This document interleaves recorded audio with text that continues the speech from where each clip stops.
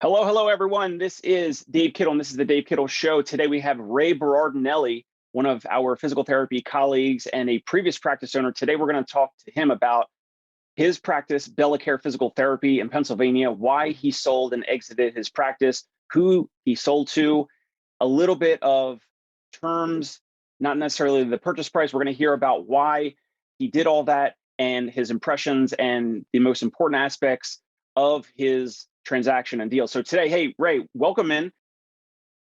So when you were out there navigating and kind of learning about this whole process, what was the most important point of the process when you were speaking to other potential buyers, you were going through their negotiations, interactions, probably a lot of calls and emails back and forth. You were kind of learning and understanding the process. What was the most important process or part of any aspect of the entire process going through this? So was it knowing and finding out what it's actually worth on the market? Was it identifying your colleague to actually take over and have him acquire the practice, as opposed to you selling to some corporate chain or someone that you don't really know? Or what was really important to you? I mean, it sounds like you wanted your employees to be taken care of, and at the same time you wanted like the best possible price. But within that whole dynamic, was what was the most important thing for you, do you think? Um, being for me personally was being able to pursue my passion. Like once I found my passion, I knew that I needed to pursue that. The hardest part of it was that, like I said, was the sticker shock. It's worth how much? Wait, that's it? Because it's kind of like, should I just work for the next 3 years? Should I pay somebody else to run this? Should I? And I realized I couldn't be the slave to two masters, and if I did that, I would do neither well. And that had become readily apparent to me because I was trying to uh, phase myself out of it, and I wasn't devoting myself fully to the practice. Because of that, the practice was sort of suffering a little bit because I wasn't completely devoted to it. I was worried about, creating the self-documenting uh, medical record and not so much looking at the nuts and bolts of my practice, seeing where opportunities were, pursuing those opportunities, because everybody knows this. You have to be 100% in. You got to be relentless about it if you're going to grow. If you're Right. not relentless about it, you're just not going to grow. Right. So if there's another physical therapy practice owner or other healthcare practice owner that's listening to this, what advice would you have for them if they are in a situation where maybe they don't know? I'm sure they probably have colleagues that they know own other practices nearby. Do you have advice for them in terms of your approach and your experience? Like, should they do a similar approach and just voluntarily go and reach out to other practice owners that might be similar scale or have larger scale that might be interested in potentially buying their practice? Is it I, something maybe even before that? Should they really sit back and look at their life and their situation in regards to kind of building out an exit strategy or some type of a succession plan? yeah. So yeah, first step in any journey like that is taking stock of yourself. Like, is it time or isn't it time? Is are you at a point where you're like, okay, I'm ready to move on? There's something else that I'm passionate about that I want to pursue. Um, because ultimately that's what it's about. Uh, you know, it, you could stay. I could have stayed, and I would have. And if I had really dedicated myself to something that I wasn't any longer passionate about, I could have made a ton of money if I had just stayed and stuck it out and kept working at it. But ultimately, happiness in your life is more important than the dollars in your bank account. Right. And so if it's going to bring you happiness in your life and peace, then yeah, then you've got to do it. There's not even a choice, and that's where I was. If that isn't attainable through what you're doing to make a living, then you probably should move. You probably should move. Probably should pursue your passion, pursue what you're passionate about. Um, I can't even remember who the philosopher that I heard talking about this, but he said, you know, we uh, we try to make a living so that we can go on living. That is to say, we go to work every day and do something that we don't like doing, so that we can go to work every day and continue to do something that we don't like doing, which we call living, which is stupid. Right. So, Right. and that's kind of where I was. I wasn't enjoying myself anymore. I did for a number of years, for 12 years or so, 13 years. I really enjoyed it. And then when I found, like, that fixing that problem within my practice was waking me up in the middle of the night, and I'm frantically writing down notes, I knew it was time for me to go. And like, it's not even something you could tell somebody, oh, well, it's time for you to go when this. No, it's you kind of just got to feel it. You got to feel it when, okay, it's time to start moving that way. There's more to this life than what I am doing. I'm not happy with it. I don't like it. And I'm facing the same things that everybody was facing: declining reimbursement. People are coming out of school demanding more money. Right. And like, well, we're making less, and you guys are demanding more. So it was that balancing act. The whole sort of thing just was wearing on me. Let's just say that it was just wearing on me, wearing on me, wearing on me. And then I found my passion, and it was like, okay, it's time to move. And the fact that the market rate was not what I wanted out of it was only a minor detail to me. The bigger thing was, I was getting out, I was pursuing my passion, I was going to enjoy what I was doing every day for a living. Right. And when you have the one office, from the other owners that we've spoken to in terms of potentially acquiring their offices, they kind of most of them understand that if they have multiple offices, then they can negotiate a higher multiple of EBITDA or net profits. They Right. are able to demonstrate that they have not necessarily a turnkey operation, but typically it's a practice that's independent of them, because they're not going to be treating in multiple offices. So a practice that has multiple offices can sell at a higher multiple versus a practice like yours that was the solo office or location. Right. So I sold a job. I sold a job. I didn't sell a business. Right. Like, I'd like, and like, I don't mean to offend anybody, that's in the same situation that I was, but I sold a job. I had to go there every day. I had to be there every day. And I made that place for a long time dependent upon me. So that is a bigger risk for somebody buying something from you, because now they're buying something that is dependent upon you. Can it stand on its own 2 feet? Are the systems in place? Are they good enough? So naturally, you're going to get less. Like, there's no way around it. Then if my friend who I sold to, he doesn't treat at all. He's totally out of treating. He has a business. It's independent of him. I'm sure his input helps it, makes it grow. But if he steps out, somebody else can step into that role, and the patients don't notice. The community doesn't notice. No one notices that he's gone. So yeah, his business is going to be worth more than mine, where I'm the chief cook and bottle wash. Right. So I'm assuming you would advise other practice owners or other business owners to start, even take the first step of doing that even today, to get themselves out of the day-to-day or seeing patients, producing revenue, being a revenue generator, being someone that is working in the business instead of working on the business.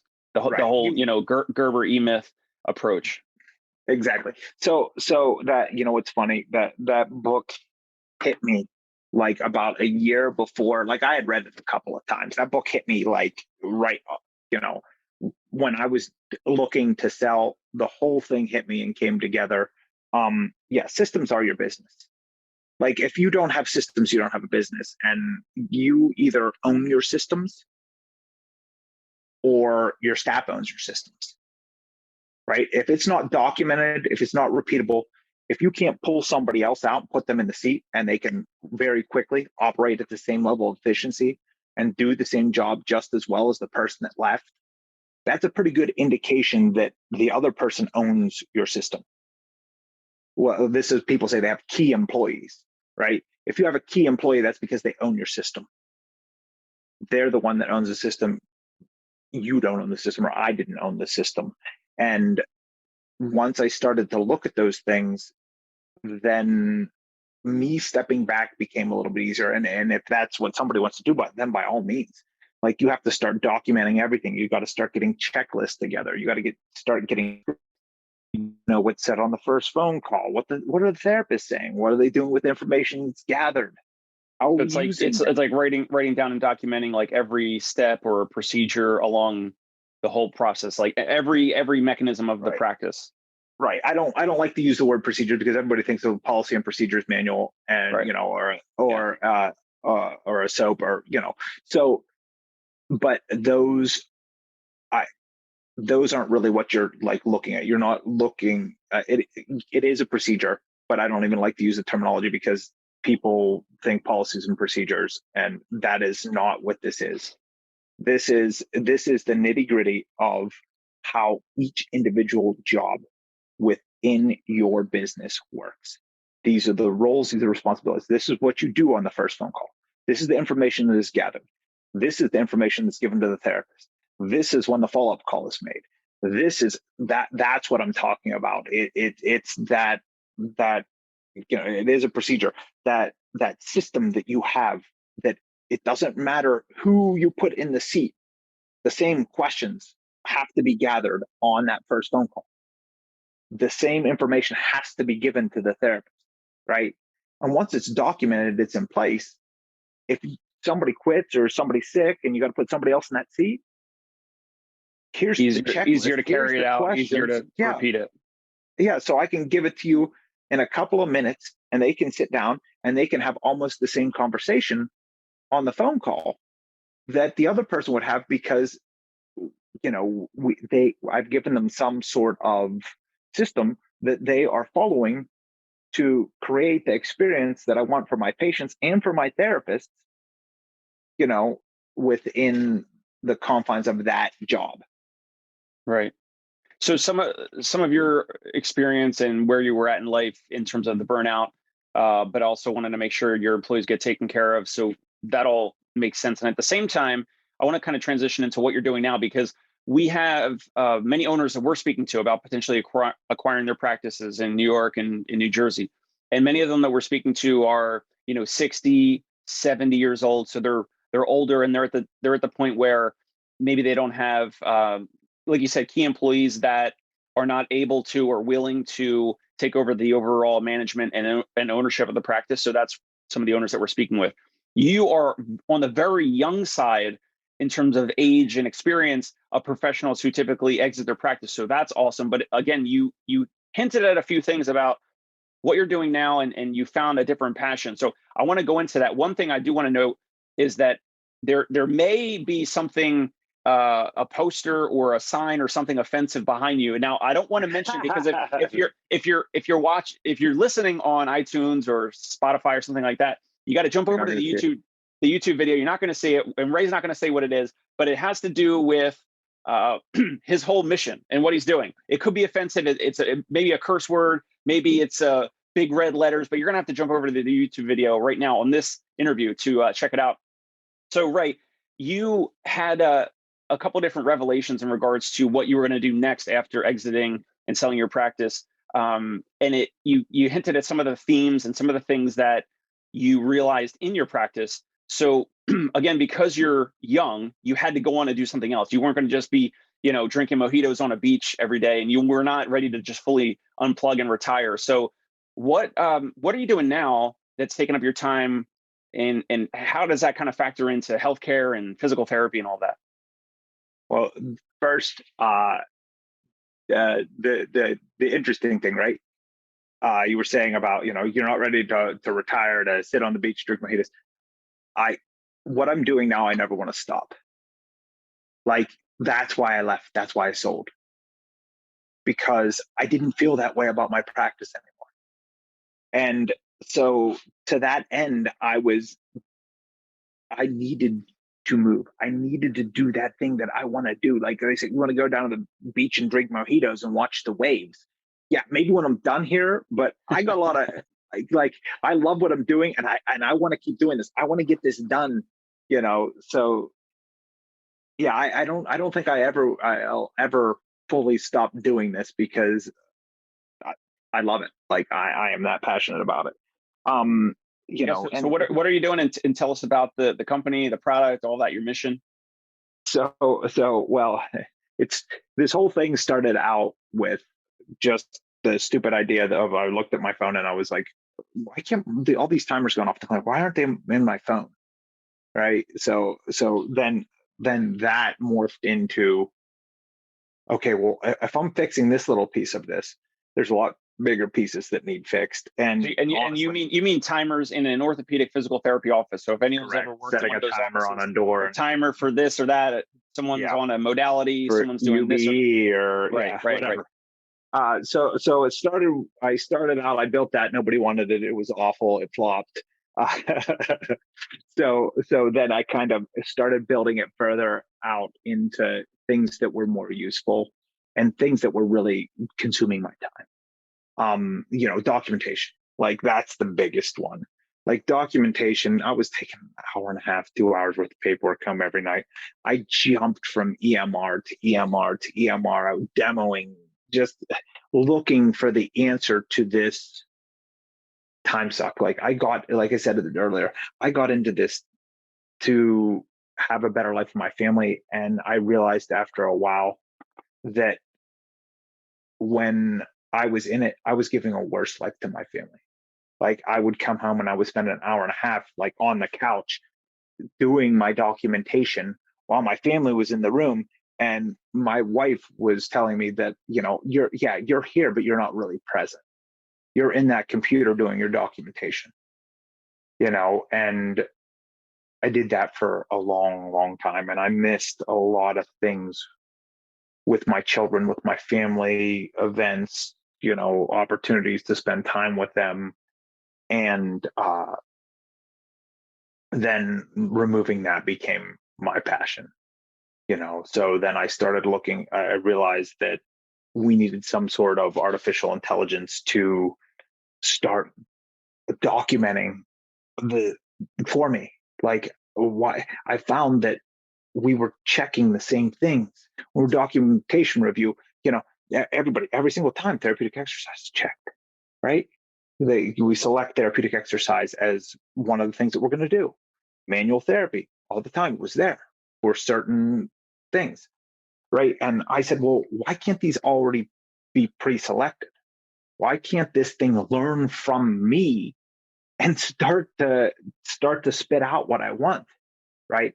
So that's kind of what we did, and we created a software that not just did that, but also looked at the marketing aspects and the engagement with the patient, and trying to create this experience with the patient and all those things that I was talking about. Like, what questions are you asking on the first phone call? Well, okay, let's get those into a system.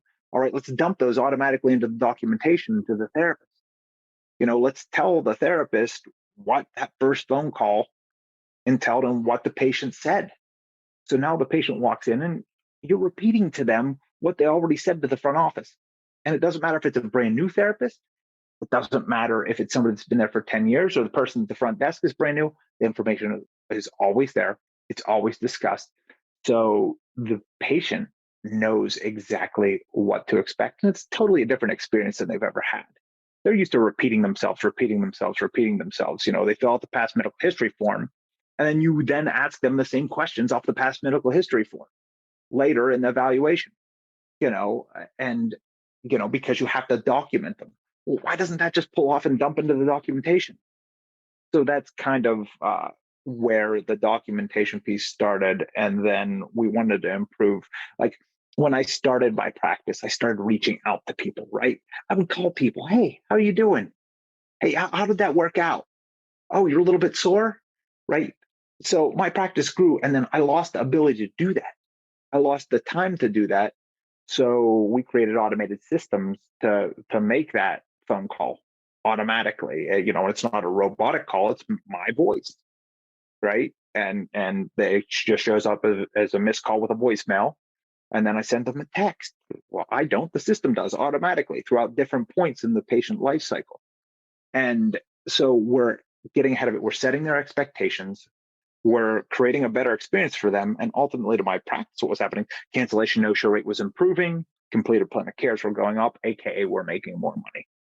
So that's kind of the broad overview of what it does. And that's been in varying degrees over the last 8.5 years of just working that and trying to get it cleaner and cleaner and cleaner.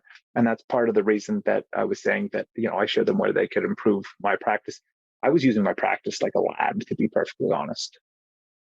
Like it was a test for me. Naturally I wasn't testing, trying new things with patient care. I was testing the software and looking at the software and asking patients about what their experience was. Did they like it? Did they not like it? Is this too much? Is this too little? And trying to hone that. So that's why I was saying there was a lot more in my practice that I wasn't getting out of it, because I was using it to my passion instead of using it to. And that's also one of the reasons that I sold, was because I wasn't being fair to my employees. If the practice isn't making more money, I'm not. They're not going to be making as much as they could. So I had to go for them. So you've had different apps and products, the different software products. So the main electronic medical record that is using artificial intelligence is SelfDoc. Is that correct? Yes. So we call it, it's self-documenting AI medical record, but we just call it SelfDoc for short. Got it. What's the website for any owner that's interested, wants to connect with you and kind of find out more information about that? selfdocaimr.com. So it's AI medical record, selfdocaimr.com. And you can reach out to me, Ray Berardinelli, on Facebook. You can get me there. You can shoot me private messages if you have any questions, want to see anything, or even if you have questions about your cell or about what you're thinking. I got no problem helping somebody out. That's why I do what I do, because I want to help the PT community in general. And this is something that you and I have talked about at length outside of this. Sure. About where the profession is, where the profession's going, and how do we help that? How do we improve this? How do we, so that's my passion. And that's why I do what I do. Awesome. Well, Ray, thank you so much for your time, for your openness, your transparency, your candidness about this. A lot of owners probably wouldn't go on a podcast and talk about even the multiple in terms of some of the terms of their transaction and their deal where they had gone through either an acquisition or an exit. So truly appreciate your time and your candidness there about your experience. Definitely is helpful for other owners to kind of hear how you navigated that. And anyone that's listening, go ahead and reach out to Ray Berardinelli. You can find him on Facebook, like he said. Reach out to his company if you're interested in the self-documenting EMR. I think that is the wave of the future, so that therapists can actually deliver more quality care and more time with patients, rather than either, because the only other if they're not treating patients, then they're documenting, and then if they're either going to document in the office, right, or document at home. So they really only have two options there. And if they can document less, or there's some legal and compliant way that's able to self-document a lot of or some of the process, then they could actually provide more time and listening and interactions with patients. And then therefore, those patients will probably get better outcomes, because maybe they get more manual therapy or more cues about how to do their movements and exercises and drills properly. and they might have a better experience, and then they might tell more people about the practice, and it's a self-fulfilling cycle in terms of a better patient experience, right? So go ahead and reach out to him. Ray, thank you so much for your time, and we definitely want to have you back here on the podcast. Thanks, Dave. Awesome. Thank you so much. Oh, not a problem, man. Hey, it's Dave Kittle. Are you a healthcare business owner or physical therapy practice owner who is looking to figure out your succession plan or exit strategy? We might be able to help. And in fact, we may be interested in acquiring your practice. If you're interested, you can reach out to me. Shoot me an email at dave@conciergepainrelief.com. That's DAVE@CONCIERGE painrelief.com, or you can call me at any time, 646-781-8884.